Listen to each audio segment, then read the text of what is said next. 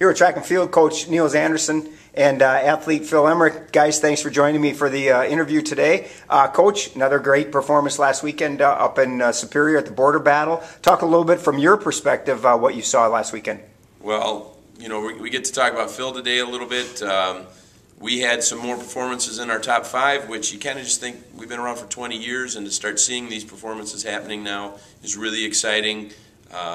Reba Krieger had an unbelievable 60. She really, everything came together in that race. She made it to the finals, which she was a little surprised by, and then all of a sudden she ended up getting 3rd overall against some really quality competition and dropping down to 3rd all-time in the 60 there. So a lot of neat things like that were happening.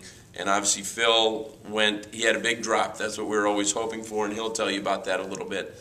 But he went all of a sudden from being outside the top 5 to number 3 all-time in the 60 hurdles, and then number 4 all-time in the 200 hurdles. And Phil, talk a little bit about last weekend. I mean, is this, you know, you always talk about everything coming together like Coach did. Was this one of those meets that it just all clicked for you? Yeah, I mean, it was one of those days, and I told him before the meet even started that, Coach, this is my day. I mean, it felt good, muscles felt good, legs felt fresh, and especially important with the hurdles, with the flexibility that you need. And it just, the form was there, the speed was there, and I had some great competition that I could actually stick with with a smaller meet. So it was nice. They pulled me along, and I got a great time out of it. So. And let's talk a little bit about the event, because to a lot of people, you watch the hurdles, and that's you know, it's a pretty dangerous event if you think about it. But talk a little bit about it takes a special person to be a hurdler.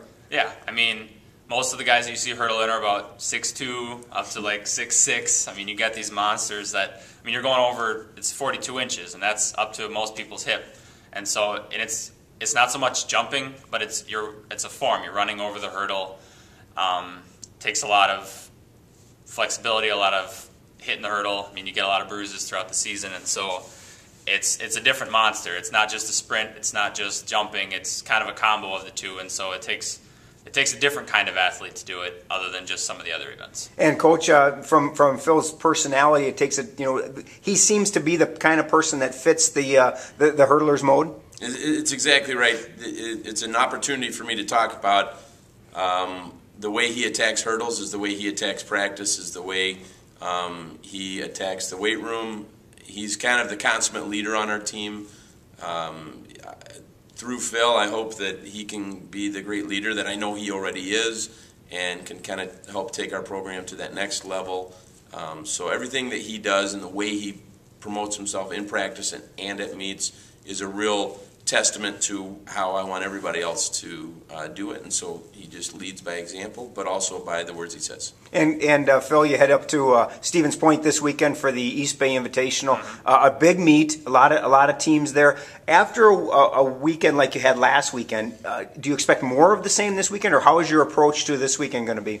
This weekend, with the higher level of competition, with the WIAC pretty much bringing their A game this week, it's going to be a lot about your own personal times. You're not looking for top 8 finishes at this meet. We're not looking to score a lot of points, but we are looking for some good qualifying marks for conference. And with the heptathlon coming up in a couple weeks for me, I got to drop some of my times to get qualified for that. So that's the goal for this weekend. Different events, different approach, but still trying to bring that same A game I got last week. So. And Coach, from a team perspective, obviously Phil's not the only one going up there, but MIAC Indoors coming up. It's a couple weeks away. How important is this meet for several of your athletes? This is a very important meet. We're going to this meet for the competition.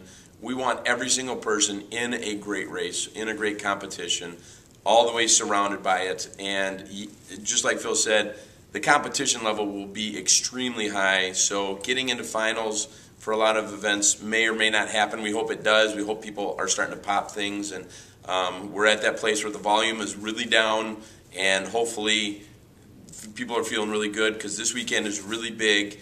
All we have left is the Ole qualifier to follow it, and that's kind of your last-ditch effort to try and get in. Phil had mentioned the HEP. Let's talk a little bit real quickly.